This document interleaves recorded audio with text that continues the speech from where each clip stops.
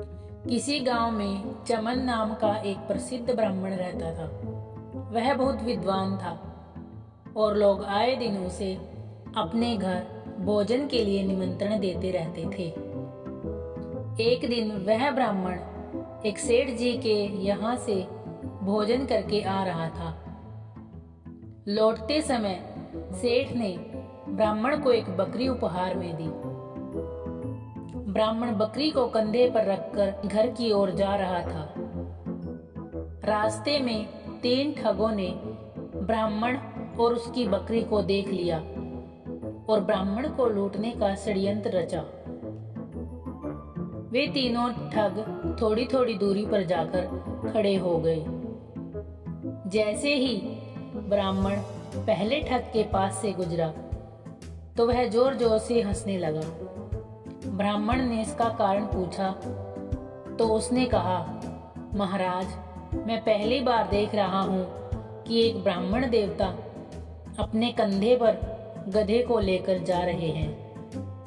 ब्राह्मण को उसकी बात सुनकर गुस्सा आया और ठग को भला बुरा कहते हुए आगे बढ़ गए। थोड़ी दूरी पर ही ब्राह्मण को दूसरा ठग मिला। ठग ने गंभीर स्वर में पूछा, हे ब्राह्मण महाराज, क्या इस गधे के पैर में चोट लगी है जो आप इसे अपने कंधे पर रखकर ले जा रहे हैं? ब्राह्मण उसकी बात सुनकर सोच में पड़ गया और उससे बोला, तुम्हें दिखाई नहीं देता कि यह एक बकरी है, गधा नहीं। ठग ने कहा, महाराज, शायद आपको किसी ने बेवकूफ बना दिया है। यह बकरी नहीं, गधा है। ब्राह्मण ने उसकी बात सुनी और सोचता हुआ आगे बढ़ा। कुछ दूरी पर ही उसे तीसरा ठग दिखाई दिया। तीसरे ठग ने ब्राह्मण को देखते ही कहा, महाराज, आप क्यों इतनी तकलीफ उठा रहे हैं? आप कहें तो मैं इसे आपके घर तक छोड़कर आता हूँ। मुझे आपका आशीर्वाद और पुण्य दोनों ही मिल जाएंगे। तीसरे ठग की बात सुनकर ब्राह्मण खुश हो गया और बकरी को उसके कंधे पर रख दिया।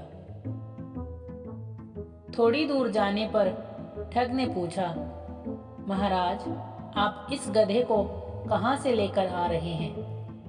ब्राह्मण ने उसकी बात सुनी और कहा, अरे भाई, यह गधा नहीं, बकरी है। ठग ने फिर से जोर देकर कहा, हे ब्राह्मण देवता, लगता है किसी ने आपके साथ छल किया है। यह बकरी नहीं, गधा है। ब्राह्मण ने सोचा कि रास्ते में जो भी मिल रहा है एक ही बात कह रहा है कि यह बकरी नहीं, गधा है। तब उसने ठग से कहा, एक काम करो, यह गधा मैं तुम्हें दान करता हूँ, तुम ही इसे रख लो। ठग ने ब्राह्मण की बात सुनी और बकरी को लेकर अपने साथियों के पास आ गया।